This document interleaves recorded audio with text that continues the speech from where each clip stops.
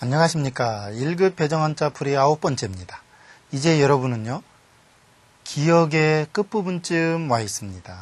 그런 거 보면 금방 하죠? 그런데 그 글자의 양은 적은 양이 아닙니다. 어떤 글자들이 기억나나요? 그 글자들이 기억나기 전에 원리와 이야기가 기억이 나야 됩니다. 그랬을 때 여러분은 원리 한자, 이야기 한자, 논리 한자를 제대로 터득하는 거죠. 사실 어떤 한자가 딱 주어졌을 때 이것은 어렵구나 라고 하는 학생과 이것은 분석해 볼 수 있는 거리야 라고 하는 학생의 마음 자세는 영 다릅니다. 이거 한번 이리 뜯어보고 저리 뜯어보고 이렇게 합쳐보니까 이런 뜻이 되네? 라고 하는 학생은 원리와 논리랑 굉장히 친한 학생이고요. 어떤 글자가 주어졌을 때 이거 왜 이렇게 복잡해? 이걸 어떻게 외워? 라고 하는 학생은 여전히 끌려다니는 한자를 하는 겁니다. 이제는 여러분 원리 한자 하십시오. 첫 번째 글자 보도록 합니다. 첫 번째 글자 나무목 옆에 글귀 구자입니다. 이해가 되죠?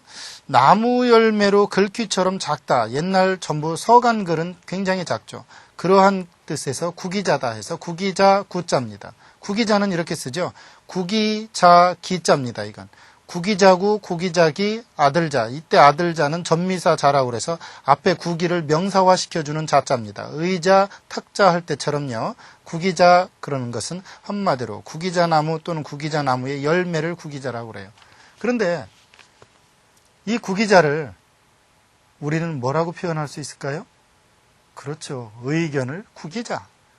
네 얼굴 구기자. 글귀 듣고 이랬다가 되지 않는 농담했다고 왕따당합니다. 여러분, 이 구기자는요, 의외로 쉽게 만들어진 자예요. 나무목 옆에 글귀고, 나무는 나무인데, 나무 열매는 나무 열매인데, 글귀처럼 좀 작다, 열매가.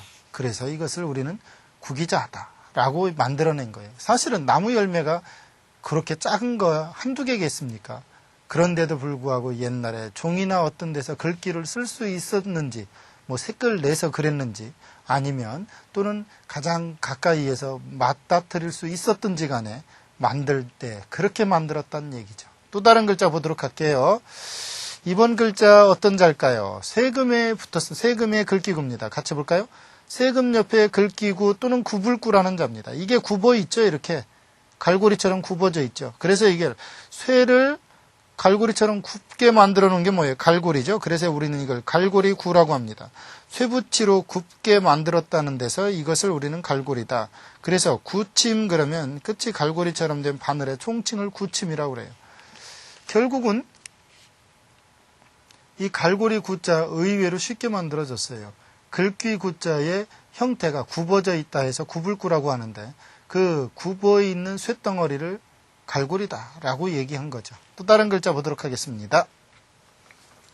이번 글자는 말마 옆에 글귀구입니다. 같이 볼까요? 말마 옆에 글귀구. 무슨 얘기예요? 말의 새끼죠. 이 구는 문장하고 달라서 첫 번째는 자죠. 글자를 하죠. 그 다음에 구를 하고 그 다음에 문을 하죠. 그러니까 말의 어린 새끼로 어리다는 데서 망아지의 뜻으로 망아지 구자입니다. 그러니까 말의 새끼는 망아지죠. 그래서 우리는 이걸 망아지구다라고 얘기하고요. 구영 그러면 햇빛이나 일광을 얘기합니다. 이게 무슨 얘기냐면 구극이라고 그래서 망아지구자 틈극이라고 그래서 망아지 타고 문틈 사이로 지나가는 것을 사람이 그 안을 잠깐 들여다보면 순식간이죠. 이런 인생의 더덥고 빠른 것을 구극이라고 그래요. 그러니까 구영이라고 하는 건 그러한 햇빛을 이야기하는 겁니다. 망아지구 옆에 사실 여러분이 자동차를 타고 가다가 어떤 한 곳을 보십시오. 순식간에 지나가죠. 넓은 데서 말고요. 동굴이라든가 어느 일정한 구역에서 딱 보면 그 지나가는 게 너무 빠르죠. 구극이라는 게 그런 뜻입니다. 망아지구, 틈극자. 그런 뜻으로 만들어진 거예요. 인생의 덧없음, 허송세월 너무 빠름 이런 것을 뜻하죠. 또 다른 글자 보도록 하죠. 이번 글자는 흑토가 붙었습니다. 그럼 흑이에요. 같이 볼까요? 흑토 옆에 왕우후라고 배웠고 뒤후라는 자입니다. 즉 무슨 얘기냐. 흙을 만진 뒤에는 때가 묻는다는 데서 이게 때구자 더러울 구자입니다. 이게 왜 뒤우냐라고 따지는 학생이 있어요. 이게 맡을 사자를 뒤집어서 놓은 자입니다. 즉 무슨 얘기냐면 여러분 이 맡을사 요걸 뒤집어 놓으면 이렇게 생기죠.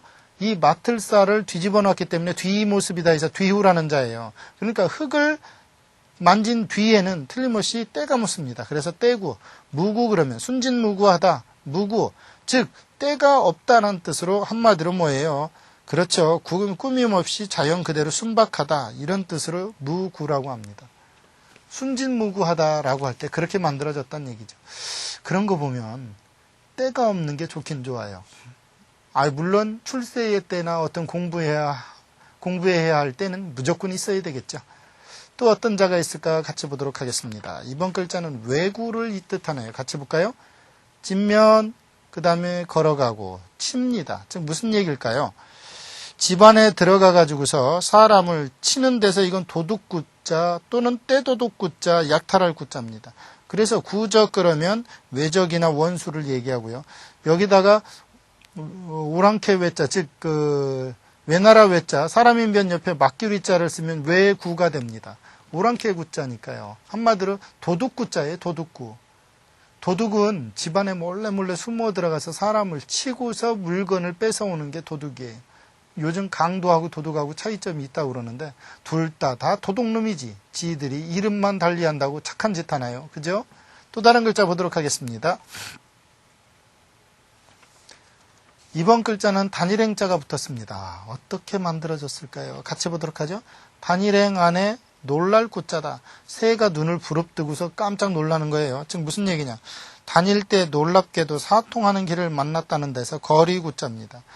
거리는 거리인데 사거리를 얘기하는 것을 구라고 그래요. 그런데 강구연월이다 그러면 무슨 뜻이냐면 태평한 시대의 평화로운 풍경을 얘기해요. 강구연월, 즉 거리는 편안하고 달은 감출 정도로 연기가 있다. 한마디로 태평성대 때 밥 짓는 연기가 달을 가리고 집안이 평화로웠다는 얘기예요. 전쟁의 불빛이 아니고요. 그런 거 보면 강구연월이라는 것은 태평성대의 세월을 읊은 걸 이야기합니다. 또 어떤 자가 있을지 같이 보도록 하죠. 삼수가 붙었다. 이건 도랑입니다. 틀림없이 물과 관계가 있어요. 같이 볼까요? 삼수변 옆에 쌓을 구자입니다. 이게 물건을 얽히설키 쌓아놓은 거죠. 즉 물이 지나갈 수 있도록 흙을 파서 쌓아놓고 생긴 구덩이. 그것이 뭐냐? 도랑이다 해서 도랑구자죠. 구학 그러면 물이 흐르는 산골짜기를 구학이라고 그래요. 이때 학은 구렁학이라고 그래서 산과 산 사이에 비틀에 물이 흘러가는 것을 학이라고 합니다. 그런 거 보면 도랑구자는 의외로 물이 흘러갈 수 있도록 파서 흙을 옆에 쌓아놓고 생긴 구덩이를 이야기한다는 거죠. 여러분 도랑치고 개 잡는다. 틀림없습니다. 옛날 도랑은 토사가 자꾸 밀려 들어오기 때문에 지금처럼 콘크리트로 되어 있는 게 아니기 때문에 금방 파주지 않으면 물이 내려갈 수가 없어요. 그래서 항상 물을 내려가기 위해서 양옆으로 흙을 파서 양옆으로 쌓아놓습니다. 그래서 쌓을 구자가 들어갔다는 얘기죠. 다음 어떤 자일까요? 같이 보도록 하죠. 화살시가 붙었네요. 같이 보겠습니다. 화살시 옆에 클 거, 즉 화살을 만들 때 큰 틀이 된다는 데서 이것은 법구, 곱자구입니다. 곱자라는 건 90도 각도를 이야기하는 거예요. 그러니까 승구 그럼 먹줄과 곡척입니다. 먹줄 승자, 구는 법구자. 그래서 먹줄과 어떤 걸 이야기하느냐? 곡척을 이야기합니다. 곡척이라는 건 90도를 나타내는 곱자를 이야기하는 거예요. 그러니까 곱자가 뭐냐라고 하면 요즘 말로 하면 90도 각도기처럼 생겨요. 90도처. 그런 것을 이야기합니다. 또 다른 글자 보도록 하겠습니다. 어떠한 모범이 되는 틀이죠.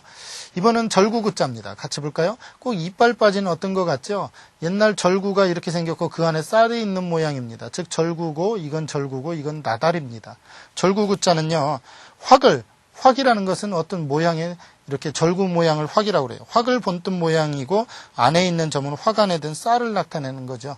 그래서 우리가 구저 그러면 절구와 절구공이를 이야기하는 거예요. 구저 이게 몽둥이 젖자니까 구저는 절구와 그 절구공이 구치 그러면 어금니를 이야기해요. 이것이 양쪽에 어금니처럼 생겼다는 데서 구치 그러면 어금니다. 이렇게 이해하면 되겠어요.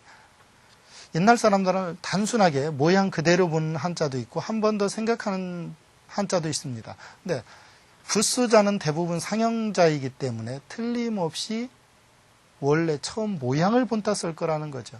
그래서 절구구자는 그러한 글자입니다. 또 다른 글자 볼까요? 네, 같이 보도록 하죠. 절구구 밑에 사내남 무슨 뜻일까요? 그렇죠. 며느리를 위해서 절구를 옮겨주는 남자가 누구냐? 시아버지다 해서 시아버지 구자입니다. 물론 외삼촌이란 뜻도 있습니다. 외삼촌 구라고도 해요. 구고 그러면 시부모와 장인과 장모를 이야기해요. 시부모, 장인과 장모를 구구라고 해요. 이걸 장인구라고도 한다는 얘기죠. 물론 시압이 구자입니다. 시아버지가 당연히 뭐가 돼요?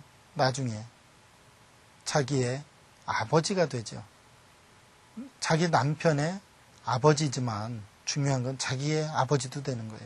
그래, 절구구 옆에 사내남, 절구를 옮겨준다. 옛날에는 그런 것은 남편은 돈 벌라는 법이 없이 책만 읽고 과거 급제하려고 매달렸을 것이요.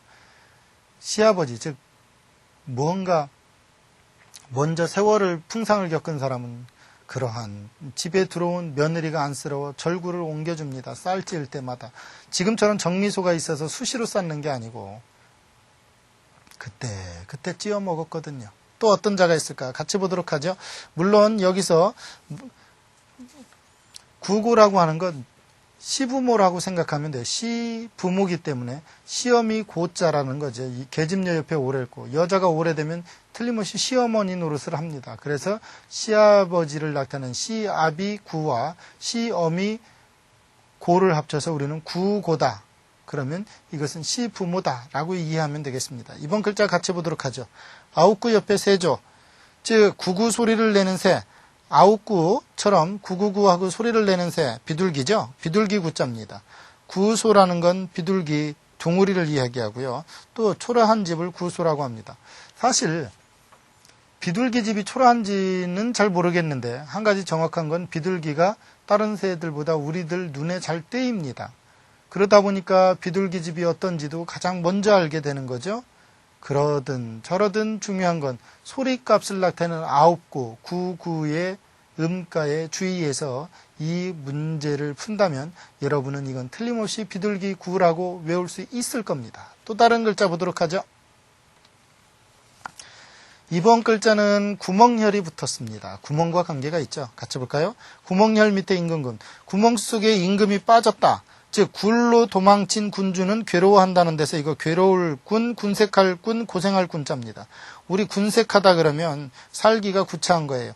군색할 군, 막힐 색, 군색 이런 거니까요. 고통스럽기도 한데 고통스러운 길밖에 남아있지 않고 좋아지는 길이 콱 막혔다. 이거야말로 군색한 경우죠. 그래서 군색할 군, 군색할 색 이렇게 외워도 되겠습니다. 물론 색자는요 막힐 색자입니다. 자, 다음은요 구멍혈 밑에 활궁입니다. 같이 볼까요? 구멍혈은 이렇게 비일공의 변형 형태고 활궁입니다. 즉 무슨 이야기냐? 비어있는 공간, 즉 하늘로 활을 쏜다는 데서 이것은 하늘궁이다. 또 높을궁이다 라는 뜻으로 하늘궁, 높을궁자입니다.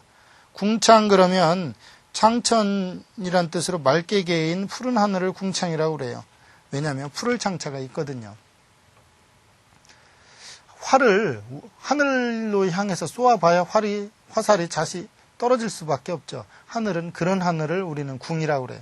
궁창 그러면 바로 푸른 하늘을 이야기합니다. 또 어떤 자가 있을까요? 활궁은 계속해서 들어가네요. 몸신 옆에 활궁. 몸에 활을 차고 있다. 그래서 우리는 이걸 몸궁이라고 한다. 즉 몸에 활을 지니고 있다는 데서 몸궁의 역할을 하고요. 궁솔 그러면 몸소 이끌거나 스스로 인솔함을 궁솔이라고 그래요. 솔은 거느릴 소리고요. 중요한 거 몸궁, 몸소 자기가 움직인다는 거죠. 그게 중요한 겁니다. 네, 이번 시간의 마지막 글자 게으를 권자입니다. 같이 보도록 하죠. 사람인 옆에 말권, 이거 둘둘 책을 말듯 마는 거예요. 몸을 구부리고 이리 뒹굴 저리 뒹굴 하면서 하는 일을 실증낸다는 데서 우리는 이걸 게으를 권 또는 고달플권이라고 합니다. 물론 가장 중요한 건 게으를 권이란 뜻이겠죠. 우리 권태 그러면 무언가 하던 일이 시들해져서 생기는 게으름이나 실증을 권태라고 그래요. 이때 태는 물론 게으를 태자입니다. 게으를 권, 게으를 태 합쳐서 권태. 오늘 강의 여기까지입니다. 감사합니다.